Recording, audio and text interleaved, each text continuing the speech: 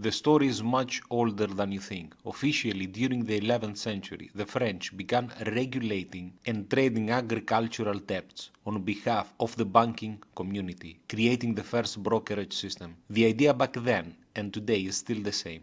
Part of our human chaotic nature is to try to make predictions. Later on, in Lloyd's coffee house, when they start betting if the ship will be coming back. An opposite relationship. Let's use one of the oldest trading commodities. While some people believe that the prices of corn would rise, others believe that the prices would go down. A guessing game on a chaotic board. With this example, you will be able to understand how brokerage firms start to evolve. Let's take two friends, John and Nicholas. They are friends for years and for sure they trust each other. All of a sudden, as they both read the newspaper, Nicholas says, "Oil prices will go up." Well, John replied the opposite. So they agree to bet. If the prices goes up, John will give Nicholas the difference and the opposite. The next day they opened the newspaper and the prices moved from 50 USD to 51 USD per barrel. Well, Nicholas won the bet. Now pay attention. They both don't own any oil. They are just speculating. But now they decided to make it a bit more interesting. For every dollar of movement, we will multiply by 10.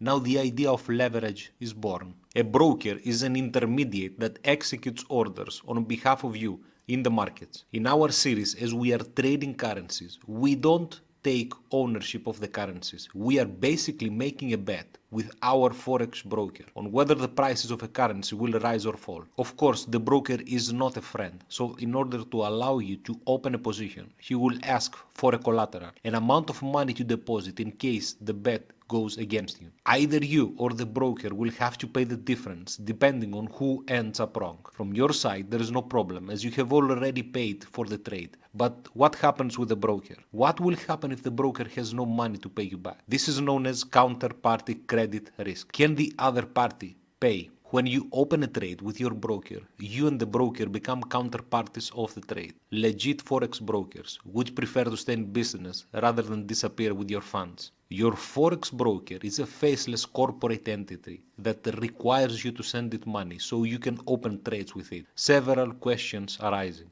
They are legit. Are you sure they are who they say they are? How do you know the company won't just take your money and disappear? Who are you really trading with? Is it a reputable broker? Pay attention to that. You don't trade something that you own. Brokers need to be serious with their liquidity and they must be able to guarantee your money. Now, since you got the idea, since your broker is taking the opposite sides of your trades, how does it avoid the risk? Are you sure your broker gives you the right prices? So if Forex broker is able to quote you any price it wants, how do you know that the prices you see on your screen are the actual prices? Who decides for these prices? How long does your broker need to execute a trade? Is there any differences? This is known as slippage. Slippage is the difference between the expected prices of a trade and the prices at which the trade is actually executed. We will go deeper in our analysis and we will discuss all these details in this episode. Choosing a Forex broker will be one of the most important decisions you will make. Even though this is not important in your first steps, as you will trade with demo accounts, however, in the long term, finding a broker that suits you the best is really important. While you will do your own research, you will come across with a bunch of terms and acronyms for the types of brokers. Dealing desk, non-dealing desk, market makers, straight-through processing, electronic communication networks, direct market access, over-the-counter, liquidity providers. Forex broker comes through two types, dealing desk and non-dealing desk. In this channel, you will learn information that you will keep in your entire trading career, so take notes. Regardless of how retail Forex broker present themselves on their websites, there is only one type of Forex broker for retail traders. The most interesting part is that brokers are not even brokers. The word broker is not even used on their websites. The ones that use it are just to advance in search engine optimization for Google. So why is this? Because technically they are not brokers. There is no such thing as a retail Forex broker. Now stay with me. Can you trust Forex brokers? In order to trade Forex, you will need an account with a provider of FX trading or CFD trading services. These are known as brokers. You deposit an amount of money and you're ready to trade. But are you sure you can trust your money? Well, you guessed it correctly. Not all brokers are trustworthy. While you are in the demo stage, this won't be an issue as we said. However, in the long term, you will need to be sure when choosing a broker to deal with. A big issue is a lack of transparency and unclear regulatory structures. Also, I have dealt with unregulated brokers and their services were outstanding. The decentralized nature of the Forex market is less regulated than other financial markets. With the rise of the internet, you can find tons of brokers out there across the world. In the past, many Forex brokers were unregulated. There was no supervision of a governing body. So if you were scammed by an unregulated broker that operates in Barbados, then there is no hope. This is the reason the most important step is to verify your broker. Use brokers with good reputation. As a new trader, you need to do your own research. You must be sure that you will be able to withdraw your funds at any given time. Always check and verify when it comes to the point you will deposit your money. Imagine winning some consecutive trades and you choose to reward yourself. You realize that your broker doesn't give you back your own money. Make sure it's a real company. Is the Forex broker a real company? A nice website can be done in a couple of hours. So, as we said, verify, check the business name. Where does this company operate and where it is registered? Is it a known company? How long they are running their businesses? Here are things to look for, verify that they are a real company. Check for any recent press releases or news. Does the company have a physical office address? Use Google Maps. Who runs the company? Is it a ghost company? What are the statements and principles of the company? Can you contact this company? Better make sure you can call them. Check their email address and customer support. As we said, you can call them, send an email with questions, contact their support team, and start chatting if this is provided. Open a demo account to start your first contact. As we said in our series, do not rush to open a live account.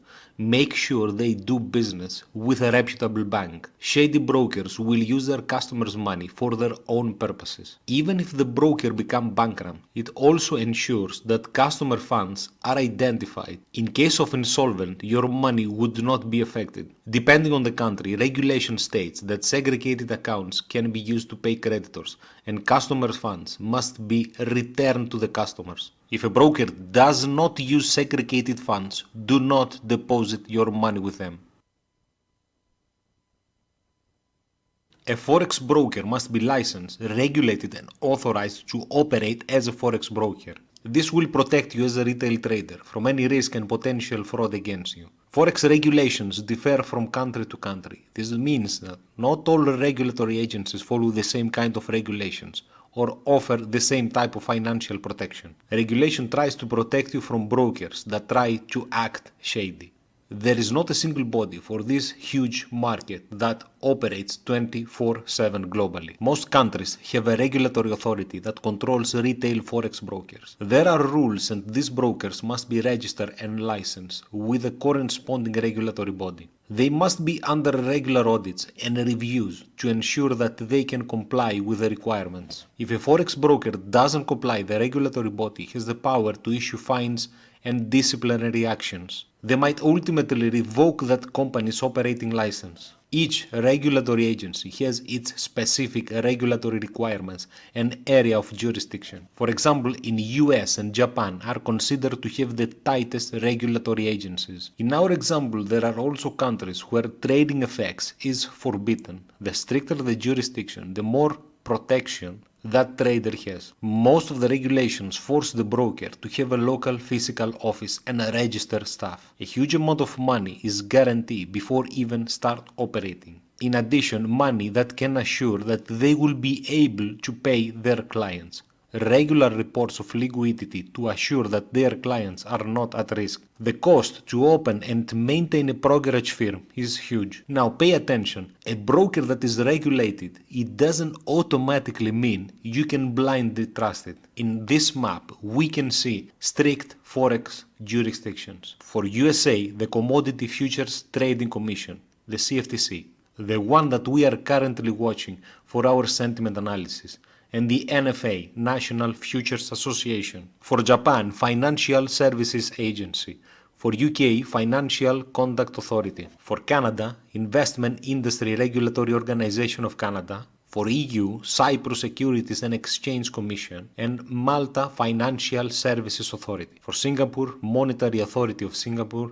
For Hong Kong, Securities and Future Commission. For Australia, Australian Securities and Investment Commission. For New Zealand, New Zealand Financial Markets Authority. Forex brokers, regulated in strict jurisdictions, are less prone to scams. Also, we have our exotic friends that, without offense, they are more in the dark side. Remember what I said at the beginning of this episode. There are some shady brokers that are extremely good and helpful. Now, why is that? Well, it's very simple. The amount of leverage they can provide is enormous. So keep that in mind when you are trading. If you want to over leverage a very small amount with a huge returns, then you might play it risky. Again, we always recommend high reputable and trustworthy brokers, but as traders, you need to know the dark path of this force. And now here is our dark list. Belize, International Financial Services Commission. The British Virgin Islands, Financial Services Commission. Cayman Islands, Cayman Islands Monetary Authority. Cook Islands, Marshall Islands. For Kenya, Capital Markets Authority. Mauritius Financial Services Commission. For South Africa, Financial Sector Conduct Authority. Saint Kitts and Nevis. Seychelles, Seychelles Financial Services Authority. For St. Vincent and Grenadines, Financial Service Authority. Vanuatu, Vanuatu Financial Services Commission. One of my favorite. These are exotic destinations known as offshore jurisdictions. These islands are low or no tax countries with corporate laws that maximize financial privacy and minimize regulatory interference. Brokers like to go offshore. Why is that? Well, not so many regulations, it's faster, it's cheaper. You need the minimum capital requirements, minimal taxation, and there is no need for any physical office or registered staff. There are forex brokers that operate without a license. Well, imagine you can start a brokerage unlicensed firm with 1,000 USD. Well, I'm not so sure that you would trust it. These unlicensed are totally unregulated. There is zero customer support and you are at your own risk. They indeed might give better spreads, better commissions, some extra deposit bonuses, but again, they know that 95% are losing money in the market, so they know what they are doing. This is the reason they can give a ridiculously high leverage. Here, the path is far more than dark. If something goes wrong, you won't be able to withdraw your money. Always choose and prefer a regulated broker. The chances of losing your money from trading remain the same. However, you might need to choose a broker for some long-term investments. You can always report a regulated broker to the corresponding regulator agency. Minimize your risk while choosing a regulated broker is a must. Now, is there a way to identify a broker's regulatory status? Well, yes, there is. Every broker who is licensed and authorized receives a unique ID number. This regulatory information must be displayed on their website, so you should be able to easily spot their ID number. Now, pay attention to scams. Fake ID numbers, fake sites, locations, everything is possible. This is why it's important to make sure and verify this ID number on the official regulatory agency's website. Here is an example on how you can do it. I will use one of the most reputable brokers as an example. A regulatory agency website should provide information about broker, its owners, company's executives, and so on. I will proceed to the example as we said. On the bottom, we check the number. Now I will use this site and we see if they are who they say they are. If the broker is listed, make sure to verify the contact details listed. If the broker is listed, make sure to verify the contact details listed are what's listed on the company's website. There are scam brokers who pretend to be the listed company. Contact the broker directly, as we said earlier. Trade with broker that has a physical office in your country. choose a broker that physically operates in your country. If the regulatory agency, the broker, and you are all in the same jurisdiction, you will be better protected. There are Forex brokers attempting to benefit from differences in regulation between jurisdictions. Brokers are not your friends. They are necessary evil in this trading story. They want to maximize their profits. For example, a Forex broker operating in a strict jurisdiction may establish a separate company, a subsidiary company, under the same brand in an offshore jurisdiction and redirect the accounts. So even though you open an account with a strict regulated company, you will be transferred in a subsidiary company that operates in Vanuatu. So let's say you want to open an account, check the information you saw in our video. Do a small test drive. Open a small account, do some small trades, and then request a withdrawal of your entire balance. Now, there might be some fees, but in any case, this will make you feel sure about it. If you are pleased from their services and they'll fulfill their obligations, then you can proceed.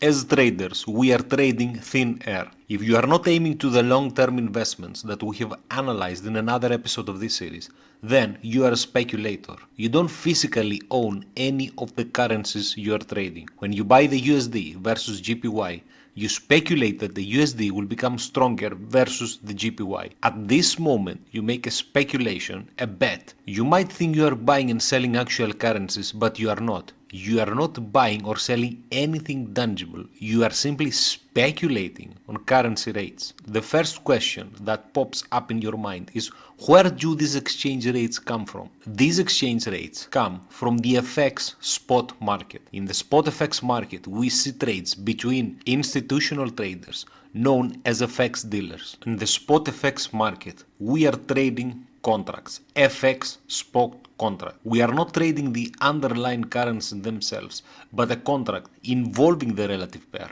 In the spot FX market, an FX dealer buys or sells a contract to physically exchange one currency for another. This means that a spot trade creates the obligation to buy or sell a certain amount of foreign currency at an agreed upon price or exchange rate. And here comes the FX rate. For the example of the USD GPY pair, you buy a contract at a specific price. The physical exchange of the currency pair takes place right at the point of trade or on the spot. We have mentioned that detail several episodes ago, that the actual transaction takes about 2 days to complete. The spot rate or spot price is the current market price of a currency pair. The market is huge and decentralized. So imagine there are several entities offering and several entities willing to buy, a worldwide market. Since you want to buy, you will look for the best price available in the market. In the FX market, you cannot physically check all the available offers. What you see is the spot price, theoretically the best offered price. FX dealers may quote different spot rates to different market participants. The spot price is found by asking a bunch of different FX dealers at the same time. The spot rate is really a matter of how many people you ask. A spot trade involves physically settlement, meaning if you bought USD GPY, you have to fulfill the contract and physically deliver US dollars and accept delivering of JPY at the given rate. The concept of spot FX trading is similar to that of futures trading. The traders are making an agreement to take or deliver at a specific time in the future. The time frames are much different, as in a spot FX is delivered within a few days. Futures are delivered several months later. As traders, we care only for the rates of a currency pair as we are making bets. So our bets are based on the spot FX market. You are trading thin air. Just some numbers. In our example of the two friends, they didn't actually own any oil. They start betting on the price of the oil. This is the same principle. The contract is known as CFD, contract for difference, because that is what we are doing. This is done through the use of a financial instrument known as financial derivative contract. However, we won't go any deeper for this analysis. A contract for difference. As CFD, as we said before, is like a mirror. an agreement between a buyer and a seller to exchange the difference between the current price of an underlying asset. We speculate on the possible up or down direction of the market. Remember the example with two friends. For every $1 of the oil, your CFD would do the same. However, none of the friends own any oil at any given time. Like a mirror of the actual oil prices, these two friends were taking bets. For the Forex CFDs, the principle is the same. We bet on a currency versus another. CFD trading is allowed by the CFD providers. When you open a position with a CFD provider, it creates or issues a CFD between itself and you. You both agree on a given price. Goes without saying that the result would be adverse or favorable, pay or getting paid. You can speculate on a price movement in any direction, long or short. As we discussed in previous episode, the decision you will take will be either to go long or short in the market. There are two options. Either you believe the market will go higher, in the example of the USD JPY, that the USD will be worth more than the given price of the JPY in the future, or short if you believe that the USD will lose value versus the JPY. When the contract trade closes, you will call either to pay or get paid the difference between the closing price and the opening price of the CFD position. Again, there is no physical exchange of currencies. In the US, CFDs are banned, so US retail traders trade a product known as rolling spot FX contracts. They are considered different from CFD, but practically they are the same. Both are cash settled contracts in a particular currency pair that gives you exposed to change in the price for that currency pair.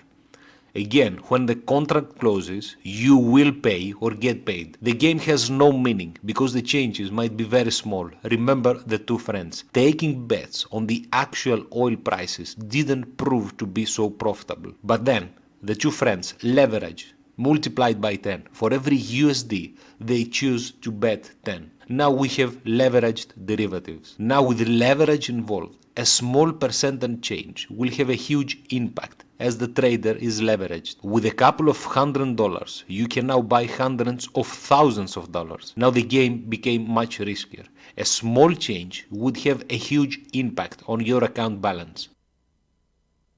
We know that the retail traders do not trade real FX. So when you buy or sell, where do your trades go? The Forex market is a huge market with thousands of users, from national banks to companies to simple tourists who just exchange their currency to cover their needs while traveling to another country. They all use the money to do their business. National banks and huge players are doing business by exchanging currencies between them. Countries do the same in several ways, either by exchanging upon an agreed price or by using common exchange accounts to trade, let's say, commodities like oil or corn. In our example, we are interested in exchange rates. In order to see and identify where do these prices comes from, we need to check the market, starting from the bottom. There are some huge players that trade directly between them in different prices. However, not everyone has the same access. We all buy currencies at different prices. The place we exchange real currency is the market. Now, each market is different with different rules. The market is huge and chaotic. Imagine buyers and sellers at huge amounts. We finally agree on a price. Of course, this will be ultimately formed based on supply and demand rules. There are different quoted prices in any given market. The differences might be fractions of a cent, or they might be bigger. FX trading occurs in many different places at once. A network of prices. Now each market has a different size and volume. Again, not everyone has the same access to these markets. Huge players, the dealers, trade with each other in large quantities. This is the inter-dealer market or the interbank market. Banks can proceed with transaction. These huge banks are called, in a slang term, bulge bracket banks. The market is anonymous. Nowadays, there are prime brokers that can also provide deals to smaller players. Prime brokers make it possible for these smaller market participants, despite their limited credit history or higher risk profile, to use the prime broker's high credit rating and trade almost anywhere and with anyone in the market.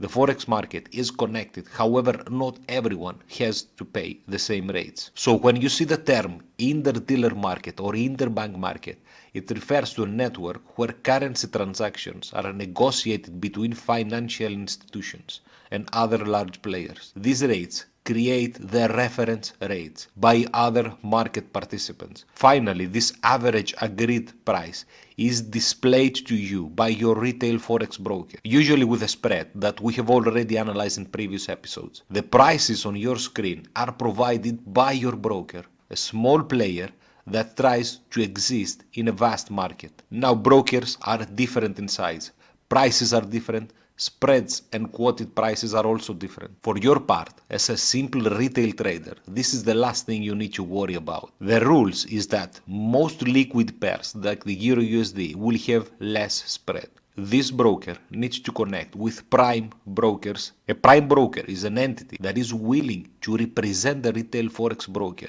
in all its trading transactions that occur. For the larger retail forex brokers, they are able to enter into a prime broker relationship. In order to have an intermediate and a smaller in size, we have another type. This type is known as the prime of prime, POP. This is a firm that has an account with a prime broker that offers its services to other market participants, such as forex brokers. POPs bridge the gap between the institutionals and the retail FX markets by enabling retail forex brokers to leverage the POP's credit relationships with the prime brokers. The POP allows the smaller retail broker to trade through it. In this vast market, you as a trader are completely cut off. You blindly follow your broker and the quoted prices. When you are trading, you trade only with your broker. When you execute a trade, the broker is the one who takes it. So in the question, if we are living in a simulation, we do.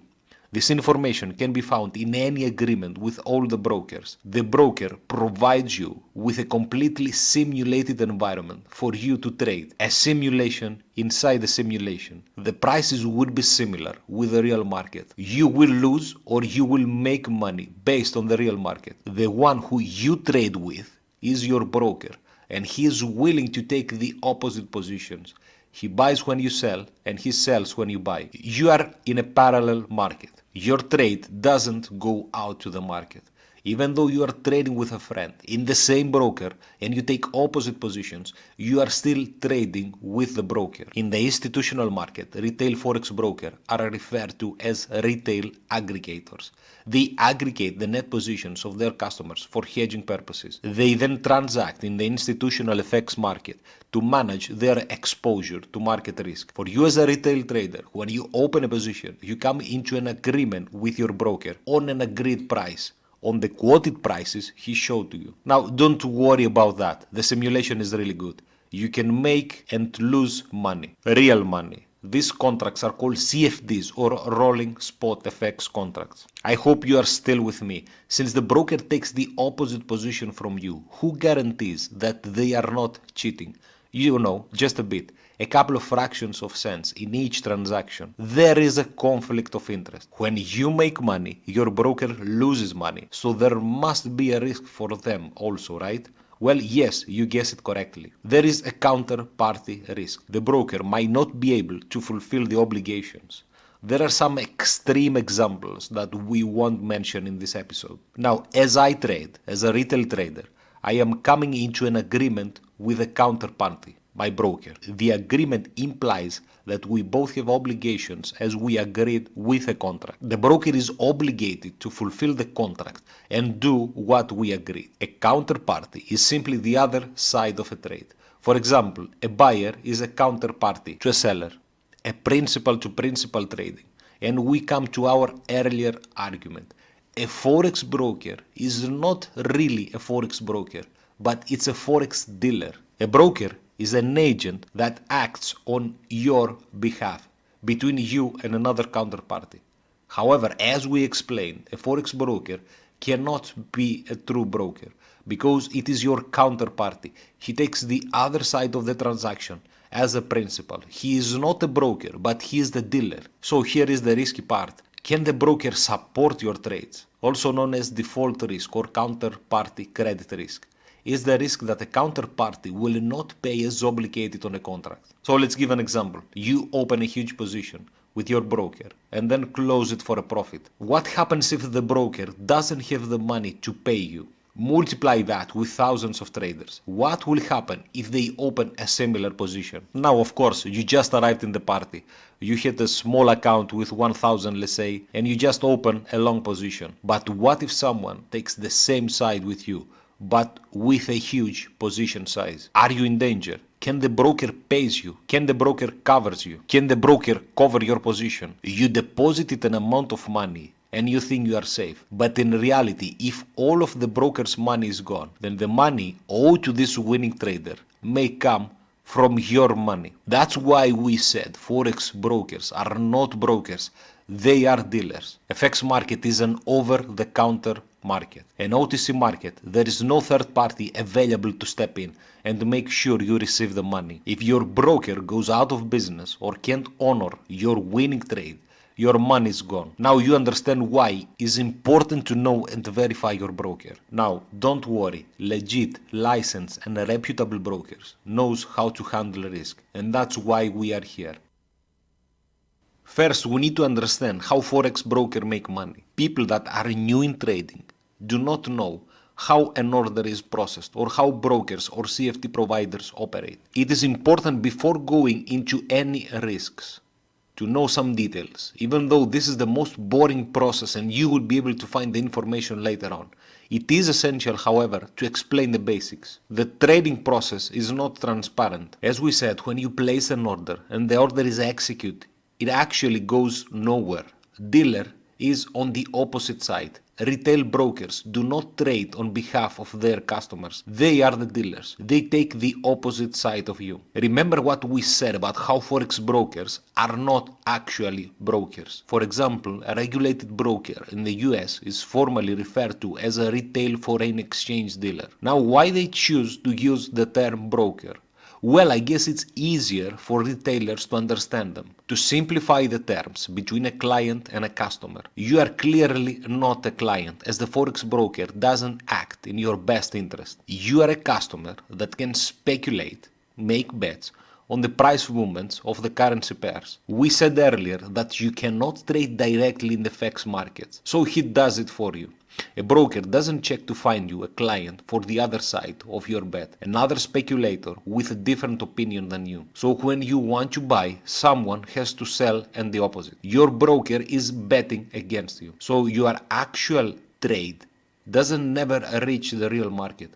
But don't worry, your simulation worked perfectly. In the real world, it would be a broker if he was able to find you another person who wanted to buy what you are selling and the opposite. But it doesn't do this. So keep in mind, every time you are winning a trade, your broker loses. But let's work a bit more on this one. When I decide to buy, my broker sells. When another person sells, the broker buys. Now makes more sense. The broker bought X amount from me and sell X amount to another person. So practically, the broker exposure is zero. It was really simple. Well, it's not. The broker needs to make money and mitigate the risk. The prices are different and the spread is involved. We have already described in previous episodes. The broker manages to offset the positions between the customers. The more trades you take, however, the better for your broker. Spread is his friend. Let's expand this example to the Forex broker and customers. Imagine that they are thousands. Well, at least this is what they are hoping. The more client a broker has, the better. But what will happen if customers start to open massive positions of the same size and the same side? The broker will lose. Like your local stall, will you be out of stock? The broker must be able to manage and mitigate that risk properly. He must be able to fulfill its obligations and pay your profits. But how do they do it? The first and the obvious way is to have a huge amount of capital. They can also transfer the risk to another market participant. They can offset opposing trades from customers. The last, of course, is not possible since most of the customers choose the same side. So, how does a Forex broker can handle the risk? Now, let's dive a bit deeper. We have several broker categories based on how they manage their risk. To mitigate the risk, the broker must make a decision. Either he will accept the risk or transfer it to another participant. The first major category is when the broker accepts the risk. It is called B-book execution. The B-book model is a model where the broker itself acts as a Forex market maker, processing orders in-house. In this case, your trade is B-booked. At this point, the broker has taken the risk, internalized, and stored it or warehoused it. I hope you can spot the conflict at this point. There is a huge conflict of interest. Since your broker makes money when you are losing, actually, they don't want their customers to win. This is a huge chapter, but let's continue by explaining the risk and the type of brokers. The next category is the A-book brokers. If the broker doesn't want to accept the risk, it can find a third party and transfer the risk to them. This is also known as offloading or hedging risk. The broker searches for other market participants to mitigate the risk. This might be a bank, a non-bank electronic market maker, a hedge fund, or even another Forex broker. A broker cannot just close the store and leave the customers, as we explained earlier. It wants to make sure that it can hedge whenever a new trade arrives. And it needs a market participant who will keep providing quotes that are tradable at any time. These market participants are also known as liquidity providers, STP broker, ECN broker, or non-dealing desk brokers. In this example, when a broker takes the opposite trade and transfers the market risk, is known as A-book execution. When your broker receives an order from you, the customer, the broker, will enter into a separate trade with a liquidity provider in the same direction as you. The broker is now covered and hedged. The broker positions against the liquidity provider is known as a cover position or hedge. But remember what we said. They must make money. But how do they do it? How A-book brokers make money. You need to understand this concept. Understanding how a broker generates revenue helps you understand how they think. What are their intentions? In all cases, the primary target is to make money. The concept is similar here also. When you buy, your broker sells to you. The broker immediately takes the same side of your trade by buying from a liquidity provider, as we explained. So practically, your broker takes no risk on the trade. There are two primary ways of an A-book broker to make money: markup on spread and commissions. Commissions are charged according to the size of your trade. It can be charged per lot, per million USD, or as a percentage of the trading volume. Let's say a standard fee per lot. Of course, commissions vary from broker to broker and also depend on the volume size you are trading. The other way an A-book broker can make money is by marking up the spread.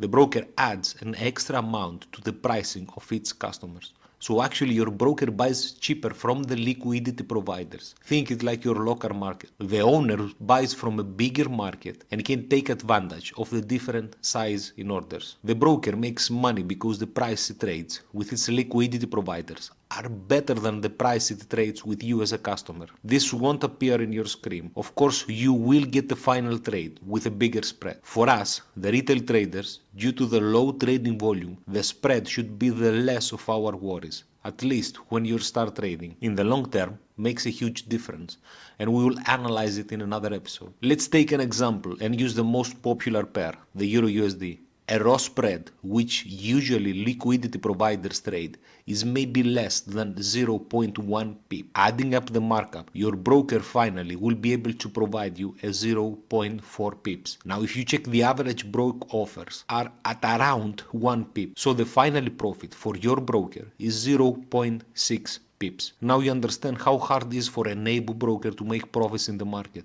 but mitigating the risk is also important. We can see clearly the difference of an A-book broker and a B broker.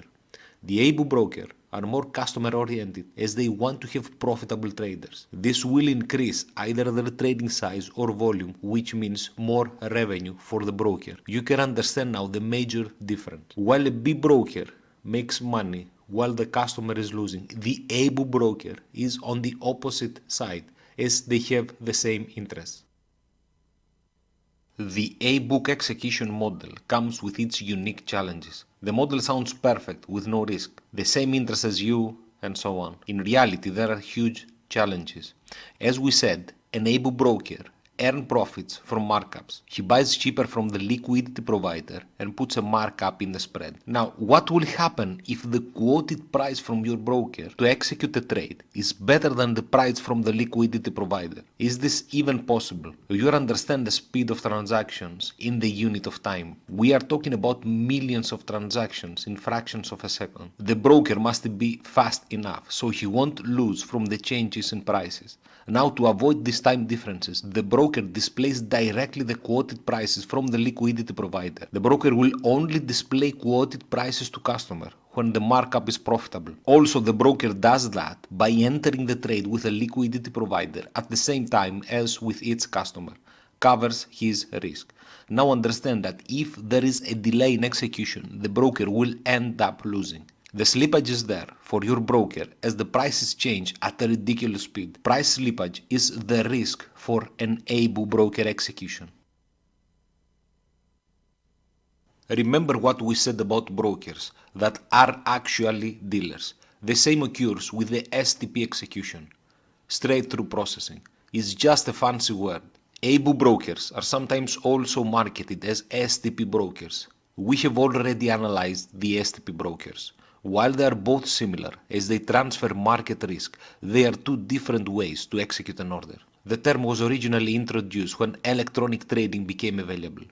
It makes paperwork obsolete and maximizes efficiency while eliminating human error. The entire process is done electronically. Nowadays, the term is used for marketing purposes. The term refers that your order goes directly to the market without any interference. Of course, this is not true as your trades never reaches the market as we explained. It's good to know, and in this series you will learn a lot of information that most likely you won't find very easy. There is an important difference between an A-book and STP execution. With an A-book broker, you will experience faster execution and minimum slippage because this broker will execute your trade first and then hedge. This is called post-trading hedging. The STP broker will make sure that he will be able to match your order with a liquidity provider and then execute the trade, known as pre-trading hedging. When your broker executes an offsetting position with a counterparty prior to executing your order, this is known as straight-through processing. Why would a broker STP orders instead of A-booking? The benefits of straight-through processing for a broker is that it eliminates slippage between its customers' order fields and hedged trade. STP allows the broker to ensure that it's able to secure this price before it confirms its order with you. But while the slippage for the broker is eliminated, the possibility for slippage for you has increased. Execution speed is slower because before the broker can confirm your trade, it first must receive confirmation from its liquidity providers regarding its trade. During this process, it's possible that the price may have moved and the price confirmed between the broker and the liquidity provider may have changed. When an STP broker accepts a customer's order, a trade is executed via STP. This type of transaction is known as a riskless principal or matched principal transaction. Remember what we said about your broker. When you buy, he sells. With STP execution, a riskless principal transaction is possible. When you place an order with an STP broker, it immediately attempts to place an identical order with an external liquidity provider, exactly as we described earlier. The broker acts riskless. First buys from the liquidity provider, records the transaction, and then fills the order with you. Now, once you execute your order and the broker manages to match your order with a liquidity provider, we have matched principal. Now your broker acts as a real broker as he tries to match your order with another party, the liquidity provider. Even if your broker again takes the opposite direction in the market, he also acts as a riskless principal by offsetting trades. Your trade with a liquidity provider. In this case, we are dealing with a true broker as he facilitates the process. Your broker makes money by adding a markup to the price provided by the liquidity provider. It's a more healthier relationship as now the broker makes money based on the transaction volume and not when you are losing. Brokers who operate this way are designated as a riskless principal or matched principal brokers. You can verify if your broker is one by looking at its registration listing on its regulatory agency website. With a book, the broker manages the risk of each trade individually. Now we said that the broker offset positions with a liquidity provider. A very simple question arises. What if you open a long position on the Euro USD, let's say, and another trader does the opposite, a position of the same size? Why offset with a third party? Why not simply to choose to switch trades with these two fellow traders? In the bottom line, you are a broker. Well, that's what they do. Through internalization, they can add up all customers, let's say, that are long in Euro USD and match them with traders in the opposite direction. Now the broker saves money as he does the process internally. The larger their customer base, the better in handling trades internally. The more trades he handles internally, the less fees he will pay in the liquidity providers. Let's say that all trades that are long in fiber are 20 million USD and the short positions are 15 million USD. The broker must make a decision about the remaining 5 million USD. The difference is also called residual and by definition residual risk. For the remaining 5 million USD, he must accept the risk or transfer it, as we explained earlier, in a liquidity provider. Practically, the broker, in an ideal scenario, will offset all shorts with long positions. However, this is impossible. He must be willing to handle the risk of the remaining positions. Broker first needs to offset positions with customers, and for the remaining risk, they hedge externally with a liquidity provider based on a volume-weighted average price. The broker won't hedge with each trader separately, but instead he will use average prices. In this table, we have pros and cons depending on its execution method and the outcome of a trade. Now that you have an idea of how brokers actually work, let's see a bit more. The B broker will act as a dealer by handling your trade internally. He will go to the opposite direction of you. For every USD you lose, it goes to the broker's pocket. Now, why do Forex B brokers expose themselves to risk and go against you? Well, the answer is very simple. 90% of traders lose money in the market. These are the numbers. In the long term, most traders quit. The statistics show that less than 1% of the traders remain after 2 years. The broker knows that a retail trader won't last for too long. That's why we are here, and that's why we created this series. As we explained earlier, a Bibu broker will make money while you lose. Keep in mind this fundamental rule. When you lose, the broker profits. Retail traders act like gamblers. Fast money, a get rich fast scheme. A pattern that is being repeated for centuries. They try their luck, they double their position after a losing one and several fatal mistakes. The deadly 90-90-90 rule is here. 90% of traders lose 90% of their account in 90 days, in less than 90 trades. As a broker, you just need to sit back and relax, watching your stallions compete in a rat race. You do a couple of trades,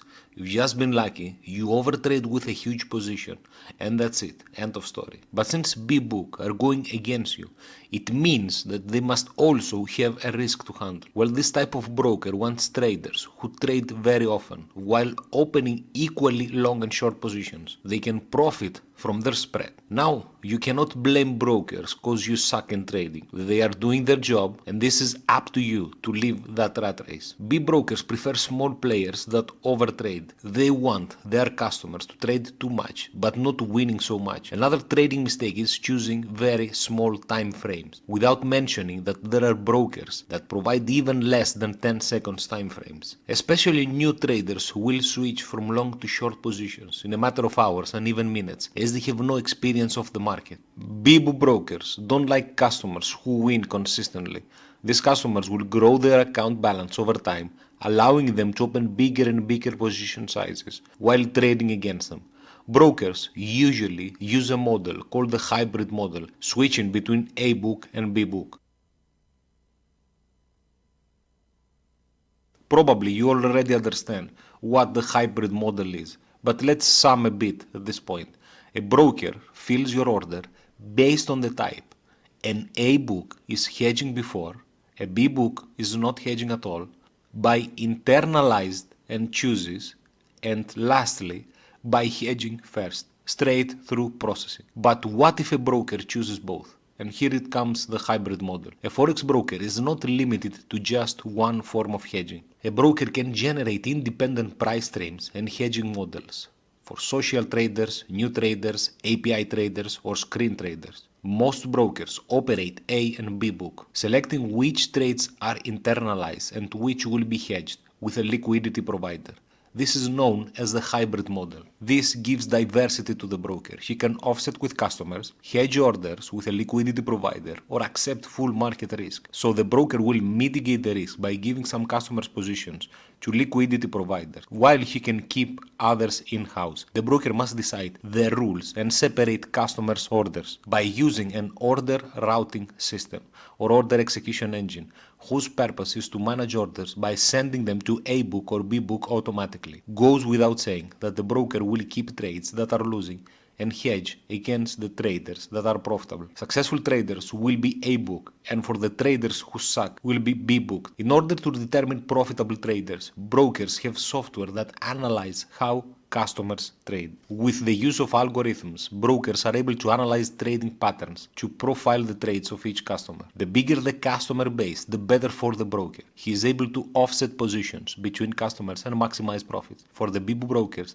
they take the opposite side of you in trade until a certain limit. The use of B book combined with only externally hedging beyond a certain risk limit provides better order execution because it allows the broker to immediately execute your trade while keeping latency and its cost to a minimum, because it doesn't have to A book or STP every trade, which would mean paying the liquidity provider spread. Most Forex brokers use a hybrid approach. Trades from new retail traders will most likely be booked since most new traders lose. It's very rare for a retail broker to be 100% A-book. The A-book model has a much lower margin because he has to pay also fees to liquidity providers. With so many unprofitable trades, a B-book model provides an additional source of revenue. Keep in mind that important information. The type of broker won't make a difference if you suck in trading. Other than A-book and B-book, you will also see the C-book brokers. C-book broker is just a classification to better describe and sell to retailers, to us. The difference of how a broker manages the risk remains the same. The C-book broker will partially hedge, overhedge, or use reverse hedging. Now let's see one and each of these. So what is the partial hedge? This means that you won't take the entire risk for your position. You will choose to share the risk with a liquidity provider. That's why we say that is partially hedged. The risk for the broker is still there. The broker might choose to overhedge. The broker might also choose to overhedge. Not only he will cover your position, but he will also trade with you. So let's say you open a 10 lots. The broker not only will cover your 10 lots, but by using the liquidity provider, he will also choose to add some extra lots if he believes that the trade will go into his favor. This gives the flexibility to the broker to increase profits. But there is a catch. Reverse hedge, another type of C-booking, is when a broker reverse hedges a customer's trade, either partially or completely. Now, since new traders lose money, the broker not only will take the entire risk of the position, but he will also add. Well, yes guys, this is how brokers think. Not only he doesn't transfer the risk, but he also adds to it. This of course means the risk will be increased for the broker. Remember the double effect we describe in the market. Bigger potential gains equals bigger potential losses. The broker hedges to avoid market risk. The broker acts like a customer when it comes to face liquidity providers. In the same way, you need to deposit an amount of money so you can cover potential losses. Brokers do the same. Like we use margin, they do exactly the same. They need to deposit collateral to make business. This is called posting margin. This is important to know because posting margin means the broker has to put up cash margin with the liquidity providers that they trade with. The broker like you must be sure that the liquidity provider will be there. In the same way, you expect your broker to cover your positions. For smaller brokers, they may not be able to choose their liquidity provider as they rely on services of a POP to hedge their trades and are limited to the liquidity providers that the POP grants the broker access to. Unless stated by your broker, it's important to know that a broker's hedging practice may not totally eliminate risk to its customers. You can ask your broker for a copy of its hedging policy. It's important to know how your broker manages the risk and what counterparties he chooses to transfer the risk to. If the broker doesn't want to disclose this detail, it is time to change broker. A broker needs to be able to provide transparency, especially what are their liquidity providers. When you trade, you see some prices on your screen. But where do these prices come from? Are they actual prices? Since you are trading a simulation, how do you know that the prices are accurate? How do you know the prices that you see on your platform are an accurate reflection of what's happening in the real Forex market? What prevents your broker from displaying any prices he wishes to? Can the broker make a spike and eliminate your trade? But wait a minute, is it possible for different platforms from different brokers to show different prices? Theoretically, a broker is showing you what are buying. So actually, he can do. It's up to you to choose whether you'll trade at those prices.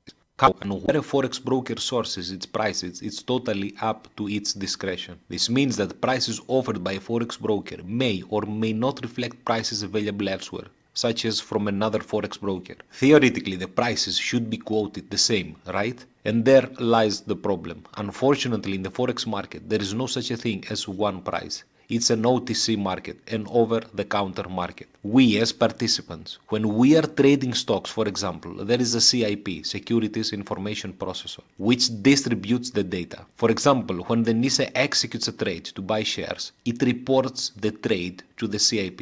The CIP combines all quotes, determine national best bid and offer, NBBO. The average time to gather and consolidate the data occurs in less than a millionth of a second, in just a couple of microseconds. In 2005, the Securities and Exchange Commission passed the regulation National Market System, known as Reg NMS, Regulation National Market System. The NBBO allows everyone to know the best bid and offer for every exchange-listed stock. This provides fair and equal pricing for all traders, both large and small. All traders are protected by the prices that exchange shows because every trade must occur at prices no worse than the NBBO at the time the trade was executed. Unfortunately, this is not the same when we are trading FX. This means that the Forex market has not the equivalent of an NBBO for each currency pair. Reputable brokers will quote their prices based on other FX participants like bank and other non-bank financial institutions. The market you already know, with the liquidity providers. A group of liquidity providers is known as a liquidity pool. These prices will be used as a reference. The broker will do his game by using the spread, the difference between the bid and ask prices. These quotes arriving are known as a price stream. The price that you see is based on prices that your broker obtains from these liquidity providers. The broker has a pool of multiple liquidity providers from which it receives pricing for various currency pairs it offers. The broker finds the best price and shows them to you, of course with a markup. A very important detail: just because two traders use the same broker, it doesn't automatically mean they both see the same bid and ask price in their price stream. It depends on how brokers profile you as a customer, and this is known as price discrimination. Ask your broker. Forex brokers that are big enough have access to several liquidity providers. Most of the global FX liquidity is provided by large banks, which dedicated FX department, which are referred to as Tier 1 liquidity providers. This includes Bank of America, Barclays, JP Morgan, Deutsche Bank, BNP Paribas, Goldman Sachs, Credit Suisse, and so on. The broker engine matches the best bid and ask price and comes to you, of course, with a markup. Having multiple liquidity providers is important, especially during some extreme market conditions with high volatility. Smaller brokers choose to use electronic market makers to proceed. Examples of electronic market makers in the FX markets are Citable Securities, Virtual Financial, XTX Markets, and so on. POP providers have prime broker relationships with major banks, which give them the ability to collect prices from multiple liquidity providers and distribute them to smaller Forex brokers. If you see bank logos on your broker, don't believe the hype. Due to their small size, most retail Forex brokers don't have direct relationships with these Tier 1 liquidity provider. Only the larger Forex broker with PB relations can claim this. The rest rely on a POP, and it is the POP, not the broker, who should display the bank logos. But let's come to the first part and the beginning of this chapter. Can there be any price manipulation? Some forex broker may even require their customers to acknowledge that the reference prices used to determine the value of the underlying asset, for example currency pairs, may differ from the price available in the market. This is something that you will meet very often. The accuracy of prices might be questionable. You can open the trading platform of your broker, however you need to open it from the view of another customer to verify this information. Same customers quote it differently, as we said. This makes the market manipulation possible. Traders have complained that forex broker alter prices at their own discretion to either cancel a winning trade to avoid payout, of course, or close traders to realize customer losses, a spike that will cause you to lose the trade. Volatile market conditions provide the perfect opportunities for price manipulation and stop hunting, where a broker chooses a trader's position to make a profit for himself. This is important to know to avoid trading at these times of high volatility. However, keep in mind that in high volatility market, opportunities arise. I know this is a headache, but that's why trading can become very confusing and will take time to master. When you place a stop loss or take profit, the broker knows exactly your limits. And now combine the information we said with a B-booking. Now the broker is against you. He knows you will take the wrong decision. Some shady brokers continue this kind of practices. Where there are minimum regulation, this is what you should expect. Slippage is another big chapter. As we have explained in previous episodes, you actually execute your order at another price than the one quoted. An asymmetric slippage into the order execution where prices benefits the broker. Is there any way to avoid this pricing game? We have several examples of traders complaining for brokers to have an unclear and confusing pricing methodology. Remember, the FX market is an OTC market. There is no single price. Prices may not be exactly the same, but they should only deviate by a tiny bit. Of course, this depends on the pair. Retail Forex and CFD trading platform should be able to clearly explain how it determines their prices. Of course, as a retail trader, you are not a police officer. Your focus should be on your trading style and not these details. However, it is important to know the risk and the dangers before choosing any broker to proceed with. So based on what we know so far, you see a buy or a sell price, you agree upon the price and you execute the trade. But there must be accuracy also, don't you agree? It's like ordering food from a menu and you expect it to be delivered to you as the food on the menu. Of course, in the end, you never get what you see in the photo, however, it's slightly better than what you would prepare. And of course, no matter how much you will complain, eventually you will eat it. The broker must deliver what it says. Now, of course, in the Forex market, you should expect some small, tiny differences, no doubt. In any case, transparency is the key. Forex broker should provide clear disclosure to customers about how their orders are executed. There should be an order execution document. This document shows how the broker obtains the best, fair and true price for you. Some of the basic information should be: how is the selected hedging party? What is the selected hedging party? How do they manage any potential conflict of interest? The process followed for selecting the price sources. The process for selecting and monitoring the technology used for executing customers' orders. Also, as we said at the beginning of this episode, do not be afraid to contact your broker with direct questions, like how they assure you about the Forex execution quality. How automated is the process? What is the average spread? Do you get quoted fairly? How fast is the execution? There should be a percentage of slippage. And is it possible to know it? Do your orders get executed successfully? Keep in mind that a reputable broker with a good customer support should be able to know the information. Brokers with transparent quality of order execution prove it and publicly disclose execution statistics. They regularly publish data reports on the broker website, or you can request information like average execution speed, slippage percentage, average spreads. Also important information like who are their liquidity providers, what volume do they choose in percentages, is there any conflict of interest like ownership or linked relationships with other liquidity providers, even some common ownership? Is there any shady subsidiary company in the middle? How the brokers treat their customers? Nowadays, order execution are automated. In most cases, indeed, do not involve any human activity. But there might be some shady brokers that use market execution in their favor. Keep in mind that a small latency will have a huge impact on the final prices. This gives the broker the advantage to earn by using these small time delays in execution. Also, very important, as we said, to search for the average pair spread. Now this might be different, of course. In peak hours, traditionally spread is closing as supply and demand rises. The execution of the speed is also very important. You don't have to dive deeper, but since you are here, an order execution should be at less than the 1/10 of a second. Keep in mind that prices in the Forex market are moving at an enormous rate. Now, of course, we are talking about ideal situations. I can guarantee that slippage in your trade is most likely unavoidable at some point. Entering price, closing price of a trade, and so on. You need to understand that you are competing in the biggest market in the world, or at least in a very good simulation. Under normal market conditions, by using a reputable broker,